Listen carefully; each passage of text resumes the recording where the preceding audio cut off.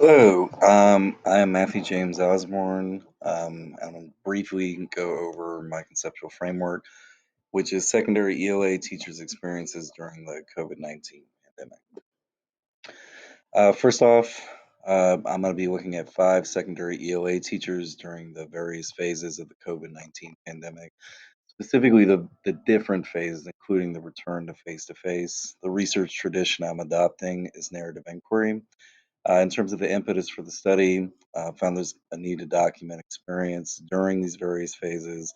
There's a need to document, to examine specific instructional experiences, specifically ELA. And then also there's a need to build literature for an understanding of the themes related to that instructional experience and the likelihood of a crisis event.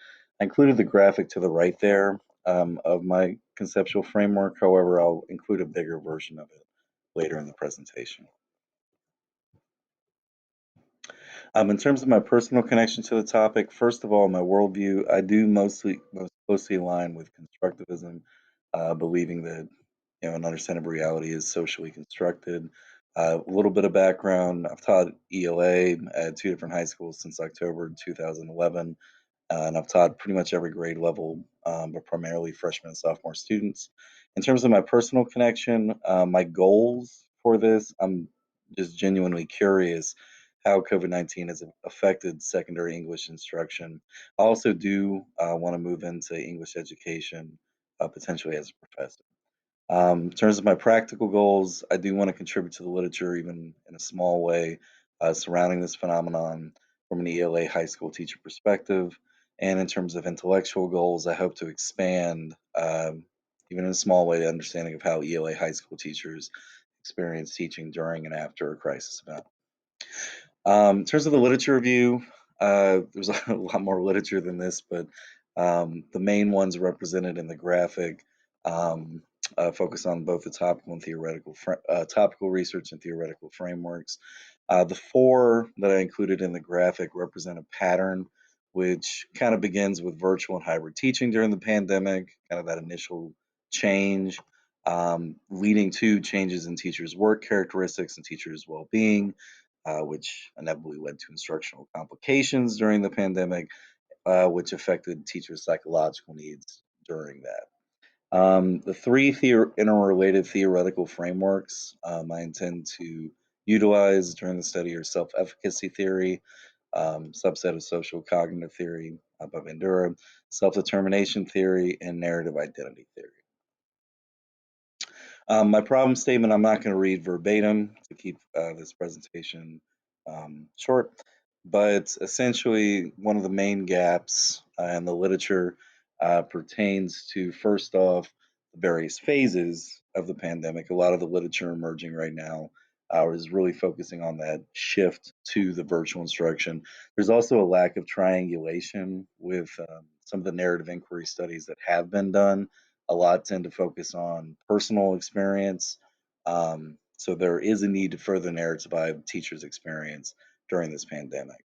In terms of my research question is: what thoughts, conflicts, and feelings did ELA teachers experience during the COVID-19 pandemic? In terms of my methodology, I included a graphic from my conceptual framework, kind of showing the overall process. But first off, I've already mentioned the research tradition is narrative inquiry. I kind of go into more detail as to why I picked narrative inquiry in the actual conceptual framework. Context and participants. It is a high school in the metro Atlanta area, and I'm selecting through criterion selection 5 secondary ELA instructors.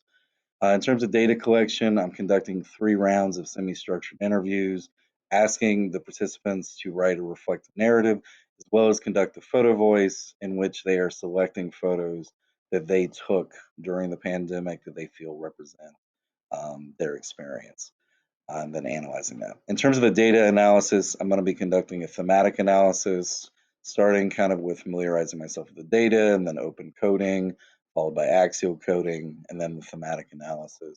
I'll also be conducting member checks, which is an important part of narrative inquiry with the participants at various stages during the research process.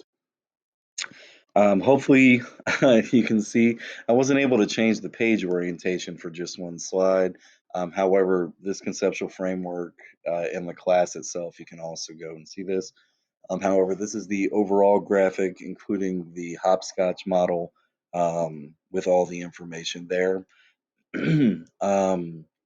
Just everything. All right, so conclusion, three main points. First off, what I found difficult, but ended up appreciating. I really struggled with, first off, the graphical lit review, which I should have put first there. That is something I hadn't done before. Typically, when writing literature reviews in the past, it was actually writing it, grouping it into themes and then kind of moving into the literature which was most relevant to identifying the gaps needed.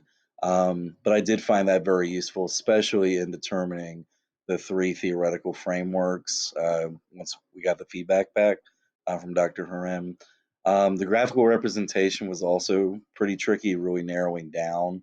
You had to go through all that feedback to figure that out. But I found that very useful actually to go back to now that it's actually created. When I was writing up my initial draft of the concept paper, that was very useful. What I enjoyed the most, really just putting it all together at the end. I know I'm still going to have to make a few adjustments based on feedback with the draft, but I did really like how everything, much like Qual 1, how every assignment was purposeful and it kind of, you're able to basically just piece it together like a puzzle at the end of everything. And what next? I guess it's getting feedback on the draft and making those adjustments. And then I'm really happy to, will be very happy to have that final copy of the concept papers, as well as I'm sure everybody else is, so that I can use that to send out to different professors um, to find a chair for the dissertation committee. Just want to thank you guys for listening, and everybody take care. We're almost to the end of the semester.